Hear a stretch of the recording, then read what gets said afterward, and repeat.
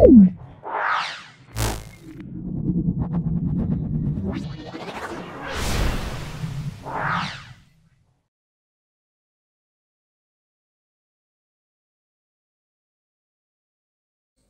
নাও, আজকে আমরা প্রান্তিক প্রকাশনীর প্রশ্ন প্রস্তুতি বিভিন্ন সেট নিয়ে আলোচনা করছি।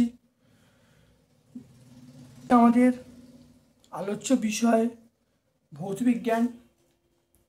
দেখো, এটা হলো ফিজিক্যাল সায়েন্স টিচার বলে একটা সেট আছে। পেজ নাম্বার 148 থেকে শুরু করে 150 পর্যন্ত প্রশ্ন প্রস্তুতি প্রান্তিক প্রকাশনী। দেখে নাও।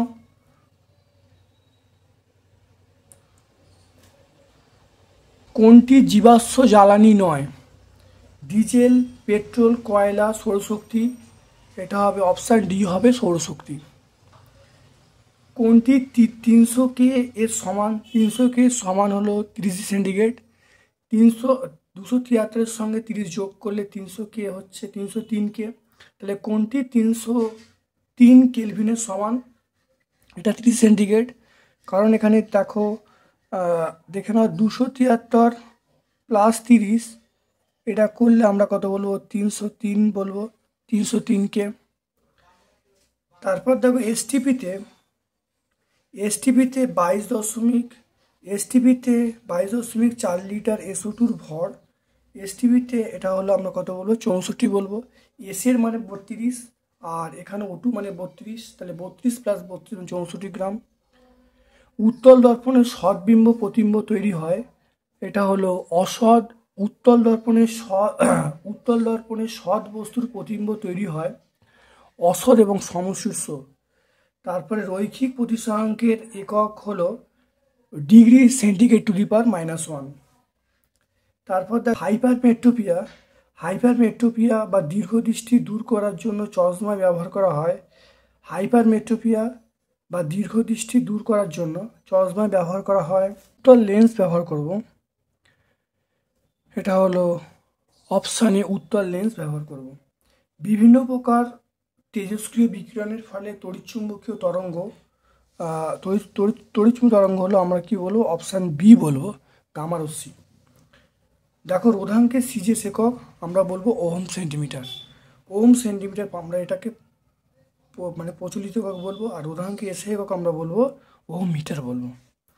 তবে নিকটোজেন আমরা এটাকে বলবো পি বলবো। নিকটোজেন মানে অপশান বি বলবো। তাহলে অষ্টক সূত্র লঙ্ঘিত হয় না এলআইএইচের অষ্টক সূত্র লঙ্ঘিত হয় না। তারপর দেখো তীব্র ক্ষারের নাম হলো তীব্র অ্যাসিড।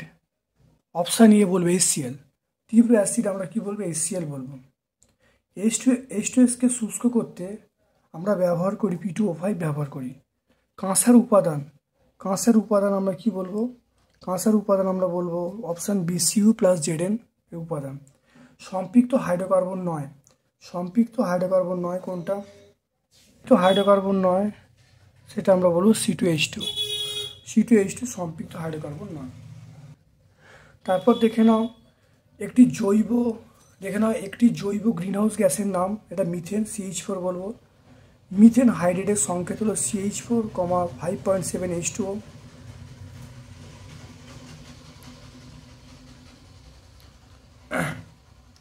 তারপর দেখে নাও, আমরা পেয়ে যাচ্ছি, দেখো বায়ুমণ্ডলে কোন স্তরে মেরু যদি দেখা যায়? এটা থার্মোস্ফিয়ারে। একই চাপ এবং উষ্ণতায় সব গ্যাসের মোলার আয়তন একই, এটা সত্য হবে। কেলভিনের স্কেলে প্রমাণ চাপের মান, মানে প্রমাণ চাপে জলের হিমাঙ্ক হতো, দেখো জলের হিমাঙ্ক আমরা বলবো 273K, কারণ 273 প্লাস 0, তাহলে 273K এটা হবে। আচ্ছা, আদর্শ পরিবাহীর ক্ষেত্রে তাপ পরিবাহীর মান 0 হয়, এটা মিথ্যা। দৈর্ঘ্য প্রসারণ গুণাঙ্কের মাত্রীয় সংকেত, এটা হলো θ⁻1।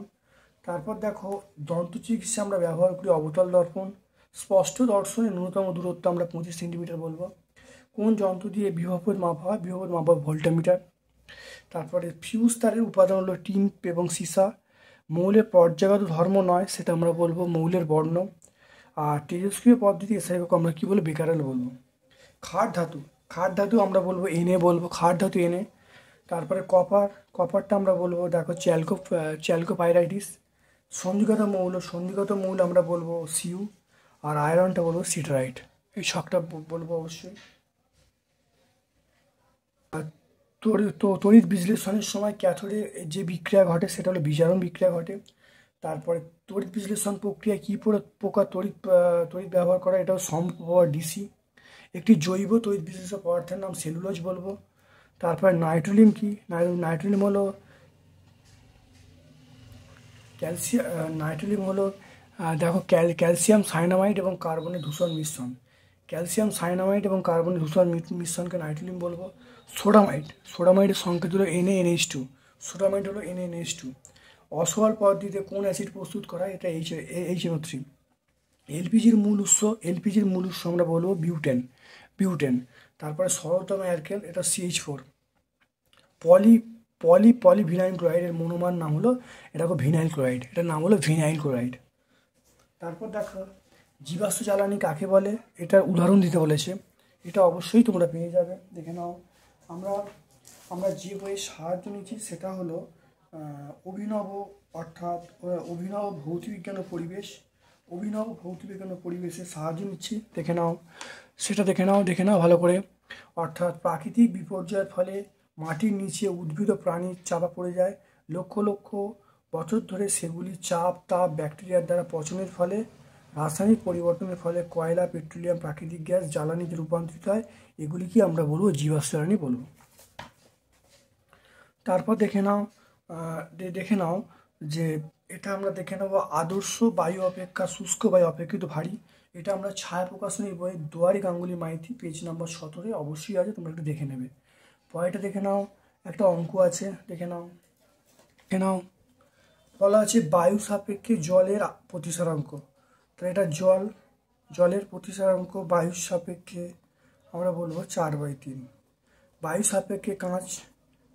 সাপেক্ষে কাঁচের প্রতিসরাঙ্ক আমরা বলবো 3/2 বলবো। এবার জল সাপেক্ষে কাঁচ, অর্থাৎ জল সাপেক্ষে কাঁচ যদি বলি, তাহলে এইটা প্রথম উপরে বসবে, তাহলে MUG/MUW। MUGর মান কত? MUGর মান হলো 3/2, আর MUWর মান হলো 4/3। তাহলে এটা করলে দেখো যেটা আসছে সেটা 3/2 ইন্টু 3/4, তাহলে 9/8। 9/8 মানটা পেয়ে গেলাম, WMUG এটা হলো 9/8, এটি অ্যান্সার চলে এলো। তারপর দেখো এটা আমরা পেয়ে যাচ্ছি, দেখে নাও যে অবতল দর্পণের ক্ষেত্রে বস্তু অপেক্ষা বড় অসৎ বিম তৈরি হয়। এটা আমরা ছায়া প্রকাশনী দুয়ারি গাঙ্গুলি মাইতি, এটা আমরা 40 পেজে পেয়ে যাব। ওহমের সূত্র বিবৃত করতে গাণিতিক ব্যাখ্যা দিতে বলছে, এটা ছায়া প্রকাশনী বইয়ে আমরা পেয়ে যাব, সেটা হলো পেজ নাম্বার 64। তড়িৎযোজী এবং সমযোজী বলতে বলেছে, মনে রাখতে হবে যে তড়িৎযোজী হলো সোডিয়াম ক্লোরাইড, ম্যাগনেসিয়াম ক্লোরাইড, আর সমযোজী মিথেন এবং ক্লোরোফর্ম। তাহলে মিথেন এবং ক্লোরোফর্ম হলো সমযোজী, আর তড়িৎযোজী হলো সোডিয়াম ক্লোরাইড এবং ম্যাগনেসিয়াম ক্লোরাইড। তারপর দেখো এটা আমরা পেয়ে যাব, দেখে নাও আয়নীয় যৌগের গলনাঙ্ক স্ফুটনাঙ্ক অনেক বেশি হয়, এটা 102 পেজে পেয়ে যাব। 102 পেজে আমরা পেয়ে যাব। দেখো অ্যানায়ন সৃষ্টিকারী, মনে রাখবে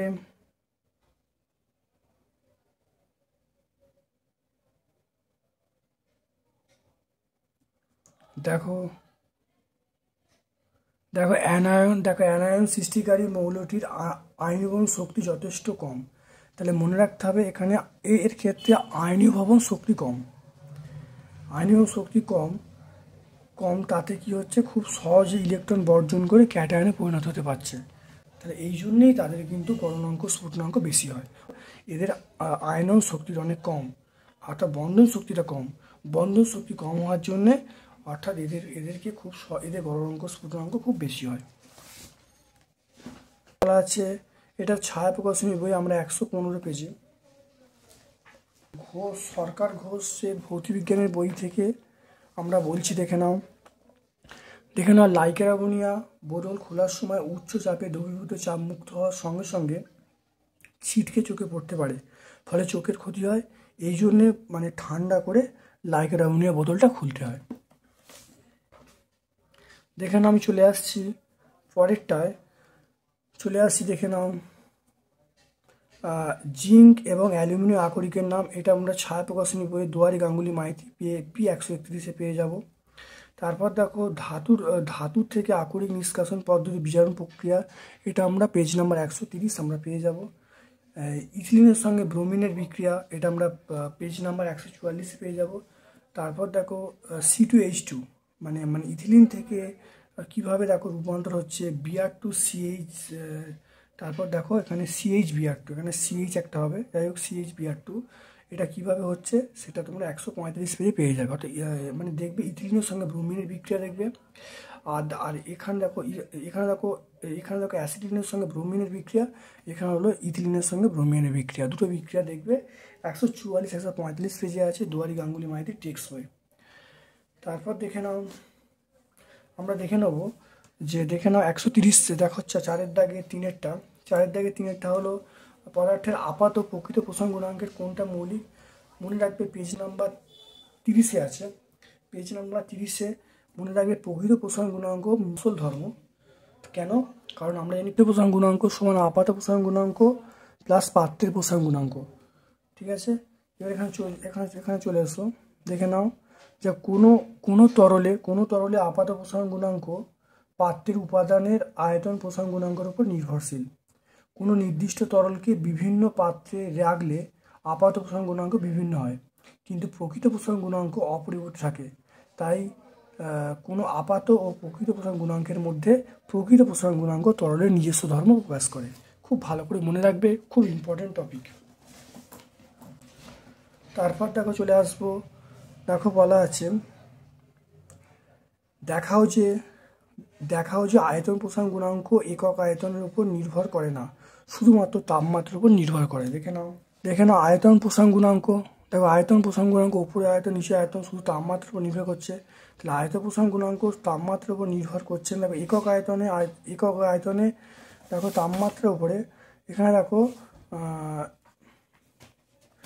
তাপমাত্রা একক আয়তনের উপর নির্ভর করছে না, শুধুমাত্র তাপমাত্রার এককের উপর নির্ভর করছে। আমরা জানি দেখো গামা পি সমান gamma T minus V0/V0 × T। তাহলে এখানে দেখো আয়তনের উপর নির্ভর করছে না, শুধুমাত্র তাপমাত্রার উপর নির্ভর করছে। তারপর দেখো লোহার আয়তন প্রসারণ গুণাঙ্ক 36 × 10⁻⁶ পার ডিগ্রি সি বলতে কি বোঝো? দেখে নাও লোহার আয়তন প্রসারণ গুণাঙ্ক এটা বলতে বোঝায়, দেখো একইভাবে যেমন পিতল আছে, এটা পিতল আছে, তাহলে এখানে লিখবো 1 সেন্টিমিটার বা 1 মিটার দীর্ঘ। এখানে লোহা বলা আছে, তাই লোহার দণ্ডের উষ্ণতা 1 ডিগ্রি সেন্টিগ্রেড বৃদ্ধি করলে দণ্ডটির প্রসারণ যেটা দেওয়া আছে 36 × 10⁻⁶। তাহলে কি বলবো? আমরা বলবো দেখো সংজ্ঞাটা বলছি, দেখুন এটা। তাহলে 1 সেন্টিমিটার, মনে রাখবে 1 সেন্টিমিটার বা 1 মিটার দীর্ঘ লোহার দণ্ডের উষ্ণতা বৃদ্ধি 1 ডিগ্রি সেন্টিগ্রেড করতে তার দণ্ডটির দৈর্ঘ্য বৃদ্ধি 36 × 10⁻⁶ সেন্টিমিটার বা মিটার হবে। ওকে, তারপর দেখে নাও এই প্রমাণটা আমরা ছায়া টেক্সট বই পেজ নাম্বার 39-এ পেয়ে যাব। তারপর দেখে নাও এখানে দেখো বলা আছে 4.5 জল এবং কাঁচের প্রতিসরাঙ্ক দেওয়া আছে। দেখে নাও এখান থেকে কাঁচ সাপেক্ষে জলের প্রতিসরণ কত হবে, আর এখানে বায়ুতে শব্দের বেগ কত হবে। আমরা চলে আসছি 4.5-এ 2.25 × 10⁸ মিটার/সেকেন্ড। তাহলে 2.25 × 10⁸ মিটার/সেকেন্ড, এটা হলো কাঁচে। ঠিক আছে, তাহলে দেখে নাও এটা হলো কাঁচ সাপেক্ষে জলের বার করা হলো 1/4। আর এটা হলো আমাকে বলা আছে যে কাঁচে বেগ কত, তাহলে কাঁচের বেগ আমরা বার করে ফেলবো। তারপরে দেখো আমরা এটা চলে আসছি, দেখে নাও উত্তল লেন্সের সাহায্যে কিভাবে সৎ অবশিষ্ট বিবর্ধিত প্রতিমা তৈরি করা যায়, মানে রশ্মিচিত্র অঙ্কন করতে বলছে। এটা আমরা দুয়ারি গাঙ্গুলি মাইতি এই বইয়ে আমরা পেজ নাম্বার 49-এ আমরা পেয়ে যাবো। 49-50-এ আছে, তোমরা অবশ্যই পেয়ে যাবে। তারপরে দেখো বিওটির অঙ্ক।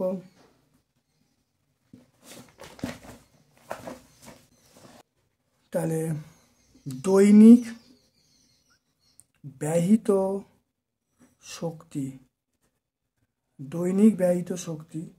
আচ্ছা, ছটি বাল্ব 100 ওয়াট করে, তাহলে 100 ইন্টু 6 ইন্টু 100, এটা চলছে।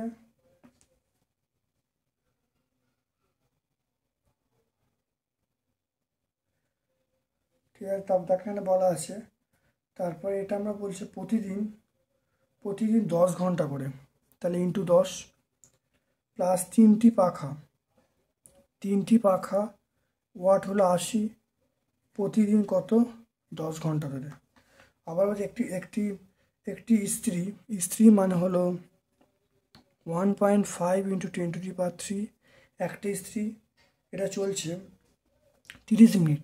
30 মিনিট মানে আমরা কত বলবো? হাফ ঘন্টা, মানে আধ ঘন্টা মানে 1/2 বলবো। এটা আমরা কি বলবো? 1000 দিয়ে ভাগ করব। দেখো 1000 দিয়ে ভাগ হয়ে গেল।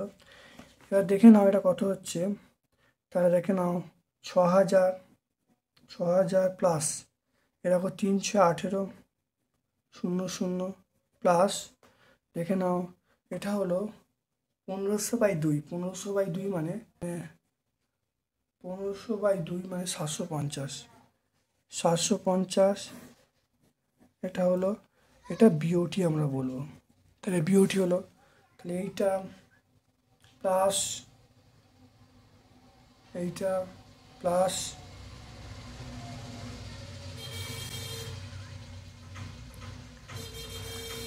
এটা দেখে নাও, তাহলে 8550/100/1000। এবার দেখো 30 দিনে ব্যয়িত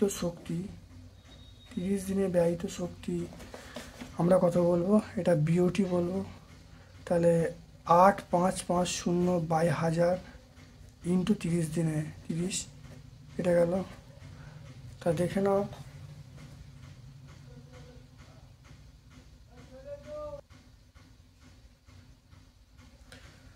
এটা শক্তিটা হবে 256.5 বিওটি।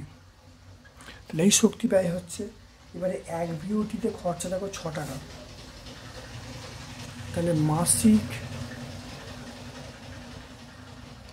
মাসিক খরচ 256.5 ইন্টু আমরা কত বলবো? 6 টাকা করে বলছে, ইন্টু 6,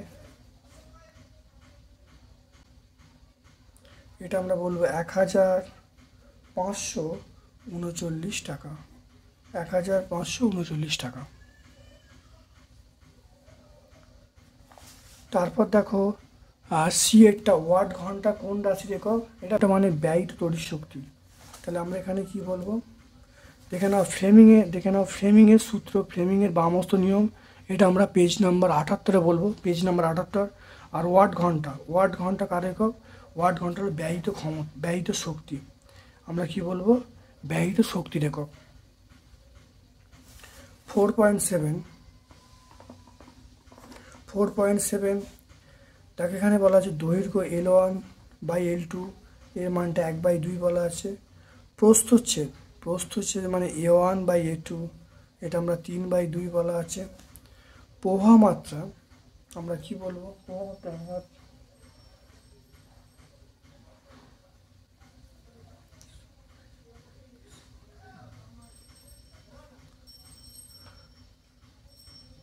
8 সমান রো L/A, 8 সমান রো L/A। তাহলে এখান থেকে R1 করে নেবো রো L1/A1, R2 সমান আমরা বলবো রো L2/A2। তাহলে এখান থেকে যদি বাই করে নিই, তাহলে R1/R2 সমান L1/L2 ইন্টু A2/A1। তো এটা হলো হাফ। আর এটা কত বলবো? A1/A2 মানে এটা। তাহলে আমরা এটা কত বলবো? 2/3 বলবো। দেখো এটা A1/A2 মানটা 3/2 আছে, তো A2/A1 আমরা কি বলবো? 2/3 বলবো। তো এটা কত আসছে? 1/3। তাহলে R1/R2 আমরা পাচ্ছি 1/3, তাহলে হচ্ছে কত? 1/3। এবার দেখো V সমান IR। তাহলে V সমান আমরা জানি IR, V সমান IR। তাহলে এখান থেকে আমরা লিখতে পারবো, দেখে নাও ভিটা উভয়কে সমান, তাহলে I1 R1 সমান I2R2। তাহলে এখান থেকে দেখো I1/I2 এই মানটা কী হবে R2/R1। তাহলে R2/R1, R2 এখন উল্টে যাবে, তাহলে এটা হলো 3/1 হবে। তাহলে I1/I2 সমান আমরা কত বলবো 3:1 আমরা বলবো। তাহলে 3:1। তারপর দেখে নাও এই যে নিউক্লিয় বিভাজন কাকে বলে। নিউক্লিয় বিভাজন পেয়ে যাবে পেজ নাম্বার 92, অবশ্যই পেয়ে যাবে নিউক্লিয় বিভাজন কাকে বলে। তারপর দেখো একটি সাধারণ ইলেকট্রন বিটার মধ্যে পার্থক্য কি। লোহার ওপর নিকেলের প্রলেপ। লোহার ওপরে নিকেলের প্রলেপ আমরা ধরো তাহলে এখানে কি ব্যবহার করব, লোহার ওপরে নিকেলের প্রলেপ দিলে এখানে ক্যাথোডটা কী হবে, নিকেলটা হবে অ্যানোড, তাহলে লোহাটা হবে ক্যাথোড। তাহলে লোহাটা হবে ক্যাথোড, লোহা ক্যাথোড, নিকেলটা হবে অ্যানোড। আর তড়িৎ বিশ্লেষক হিসাবে নিকেল সালফেট, তাই তড়িৎ বিশ্লেষক হিসাবে আমরা ব্যবহার করব নিকেল সালফেট। তারপর দেখো সালফার থেকে পরশ পদ্ধতিতে সালফিক অ্যাসিড তৈরি বলছে। এটা আমরা পেয়ে যাব ছায়ার বইয়ে, অর্থাৎ দুয়ারি গাঙ্গুলি মাইতি পেজ নাম্বার 127। জৈব অজৈব পার্থক্য 4.12, জৈব অজৈব পার্থক্য এটা হলো আমরা পেয়ে যাব 137 পেজে পেয়ে যাব। মিথেনকে মার্স গ্যাস কেন বলা হয় দেখে নাও। বদ্ধ জলাভূমিতে উদ্ভিদের ব্যাকটেরিয়া ঘটিত পচনের ফলে মিথেন গ্যাস উৎপন্ন হয়। পরিবেশে মেশে এইভাবে বদ্ধ জলাশয়ে প্রাপ্ত মিথেন গ্যাসকে আমরা মার্স গ্যাস বলব। এবার দেখো এটাকে বলা আছে, দেখো এইটাকে বলা হচ্ছে সম্পৃক্ত হাইড্রোকার্বন, আর এটাকে বলা সম্পৃক্ত হাইড্রোকার্বন নয়। দেখে নাও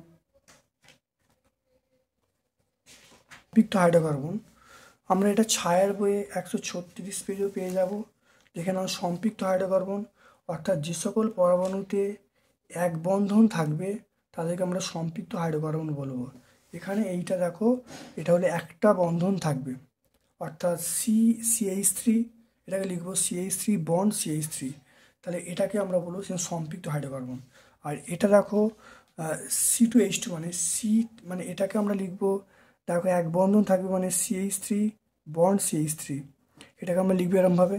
আর এইটাকে আমরা লিখবো CH ট্রিপল বন্ড CH, তাহলে CH ট্রিপল বন্ড এখানে দেখো দ্বিবন্ধন, তাহলে ত্রিবন্ধন। তাহলে যেহেতু আর অসম্পৃক্ত মানে অর্থাৎ যে সকল হাইড্রোকার্বনে অন্তত দুটো কার্বন পরমাণু সমযোজী বন্ধন থাকে বা ত্রিবন্ধন থাকে তাদেরকে আমরা সম্পৃক্ত কার্বন বলবো।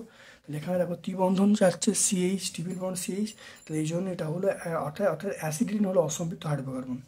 তাহলে CH3 এটা হলো একটা বন্ড থাকার জন্য এটা হলো আমরা সম্পৃক্ত হাইড্রোকার্বন। এখানে দেখো ট্রিপল বন্ড আছে CH ট্রিপল বন্ড CH, এটাকে আমরা কি বলবো অসম্পৃক্ত হাইড্রোকার্বন বলবো।